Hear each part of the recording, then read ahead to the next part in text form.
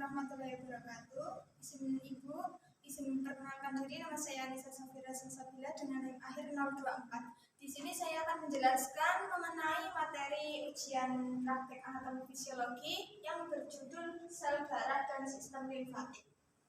Ayo, next slide.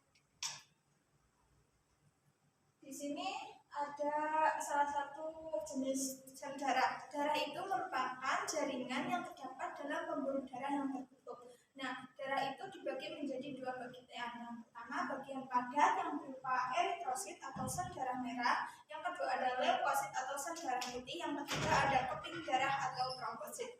Sedangkan bagian cair darah itu terdapat di darah. Nah, ini merupakan bagian eritrosit atau sel darah merah, kemudian ini ada trombosit atau keping darah, ini kemudian yang terakhir adalah leukosit atau sel darah putih. Nah, lanjut. Ini merupakan plasma darah. Plasma darah adalah bagian darah yang terkandung sekitar 55%. Nah, plasma ini terdiri dari 91% itu berisi air karena belum cair, dan 88% lainnya berisi zat-zat lain yang berupa protein. Plasma ada 3, yaitu albumin, fibrinogen, dan globulin. Nah, lalu ada sel-sel darah lain berjumlah 45%, termasuk sel darah putih, trombosit, dan keping darah. Fungsi darah yaitu yang pertama sebagai sistem transportasi, yaitu mengangkut oksigen pada sistem respirasi dan mengangkut nutrisi yang berupa zat-zat makanan untuk diedarkan ke seluruh tubuh. Kemudian darah sebagai sistem pertahanan. Untuk pertama yaitu sel darah yang berperan yaitu leukosit atau sel darah putih, dan darah berfungsi sebagai mencegah perdarahan, yaitu yang berperan trombosit atau keping darah. Next. Nah, ini yang berwarna kuning adalah plasma darah, yang ini adalah sel darah mencakup 3 jenis sel darah, yaitu eritrosit, trombosit, dan leukosit. Kemudian ini ada eritrosit atau yang biasa disebut dengan sel darah. Eritrosit ini merupakan sel darah merah yang terkandung dalam tubuh manusia. Pada pria berjumlah sekitar 5 sampai 5,5 juta per desiliter darah, sedangkan pada wanita sel darah merah ini berjumlah sekitar 4,5 sampai 5 juta per desiliter darah. Berbentuk bulat tanpa inti sel dengan tepian dengan bentuk bikonkaf atau tepiannya lebih tebal daripada bagian dalam sehingga terlihat lebih jepung. Kemudian sel darah merah ini memiliki diameter atau garis tengah sekitar 7,5 mikron dan memiliki luas 120 mikron persegi dengan volume 85 mikron kubik. Kemudian next. Di sini ada leukosit atau biasa disebut dengan sel darah putih. Leukosit ini merupakan sistem pertahanan tubuh pertama kita atau biasa disebut dengan namanya tubuh, berperan dalam melawan infeksi. Misalkan jika terjadi luka, maka leukosit ini akan langsung memakan bakteri-bakteri yang akan masuk ke dalam luka sehingga tidak terjadi infeksi. Leukosit ini dalam darah kita mengandung sekitar 5.000 sampai 10.000 sel per desiliter darah. Berat jenis darah ini, sel-sel darah merah itu beratnya sekitar 1054 sampai 1060, sedangkan sel-sel plasma darah itu beratnya sekitar 1024 sampai 1028 dengan kekentalan itu 3 sampai 5 kali lebih kental daripada air. Dengan sel darah dalam tubuh kita itu sekitar 5 sampai 8 dari total berat badan kita. Kemudian sel darah itu diproduksi oleh sumsum tulang.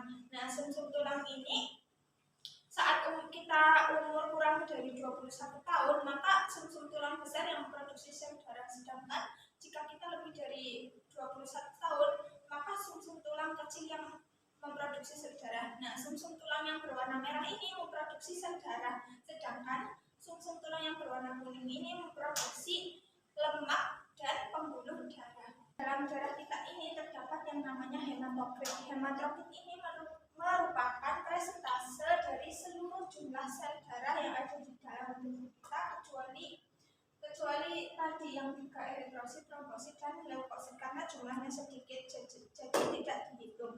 Kemudian di dalam darah itu terdapat hemoglobin yang mengikat oksigen untuk diedarkan ke seluruh tubuh. Nah, jumlah hemoglobin normal pada pria itu sekitar 15,6 gram per desiliter, sedangkan pada wanita itu berjumlah 13,8 gram per desiliter. Jika tanpa jenis kelamin, maka dirata-ratakan yaitu 14,6 gram per desiliter. Kemudian ini leukosit itu ada 3 jenisnya ya. Memiliki 3 sifat. Yang pertama itu amyloid, yaitu mampu berubah bentuk. Yang kedua itu bersifat veganositosit, yaitu mampu memakan bakteri, virus, bahkan parasit yang akan masuk ke tubuh kita. Yang terakhir ada diapedosit, yaitu mampu keluar dari jaringan maupun pembuluh darah. Lanjut.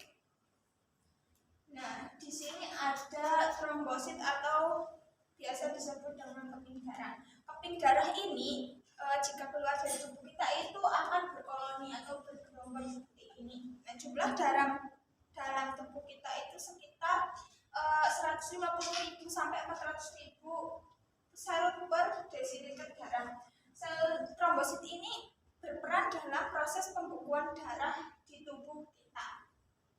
Jika terjadi, kemudian lanjut ke proses pembekuan darah. Next. Nah, ini di sini ada proses pembekuan darah ya. Yang pertama itu terjadi luka. Kemudian sel-sel somatosit itu melakukan vasokonstriksi pembuluh darah di sekitar luka sehingga menyempit. Kemudian ada peran dari trombosit itu melakukan anyaman benang-benang fibrin sehingga luka sudah mulai tertutup, kemudian luka tertutup. Nah, di saat pembekuan darah itu ada darah yang cair yang tidak membeku, itu dinamakan dengan serum. Serum itu tidak mengandung pengganjalan darah atau yang disebut fibrinogen, yaitu yang berperan dalam penutupan luka itu sehingga tidak bisa membeku. Faktor yang mempengaruhi proses pembekuan darah yang pertama itu ada suhu ruangan, kemudian ada klasifikasi, kemudian ada pengkocokan, kemudian ada benda asing yang menempel pada luka, misalkan kain kasa atau kain, kemudian ada bisa ular, kemudian ada heparin atau obat anti pembekuan darah, dan yang terakhir ada glukosa. Misalnya pada orang yang memiliki penyakit diabetes itu akan proses pembekuan darahnya itu akan lebih lama dibandingkan orang dengan tidak yang memiliki diabetes, dikarenakan gula itu merupakan sumber utama makanan bakteri. Jadinya kan semakin banyak gula dalam darah, semakin cepat juga bakterinya itu berkembang sehingga memperlambat proses pembekuan darah. Kemudian next. Nah, di sini ada macam-macam pembuluh darah. Yang pertama ini yang berwarna merah dinamakan arteri, kemudian yang berwarna biru ini dinamakan dengan vena. Arteri itu merupakan pembuluh darah yang membawa darah dari jantung untuk diedarkan ke seluruh tubuh. Nah, arteri itu berwarna merah cemerlang karena mengandung oksigen dan hemoglobin. Hemoglobin ini berperan dalam mengikat oksigen. Nah, sedangkan arteri itu dapat teraba di tubuh kita. Kemudian jika arteri itu terluka atau sobek itu darahnya akan memancar seirama dengan denyut jantung. Nah, nama arteri terbesar dalam tubuh kita itu arteri itu aorta. Aorta ini membawa darah dari jantung untuk diedarkan ke seluruh tubuh melalui kapiler-kapiler. Kemudian yang berwarna biru ini dinamakan dengan vena. Vena itu merupakan pembuluh darah dari seluruh tubuh untuk membawa kembali darah ke jantung. Nah, vena ini tidak teraba di dalam tubuh kita. Kemudian vena ini mengandung banyak karbon dioksida dan sisa-sisa metabolisme di dalam tubuh. Vena yang terbesar dalam tubuh manusia itu dinamakan vena cava superior. Next slide.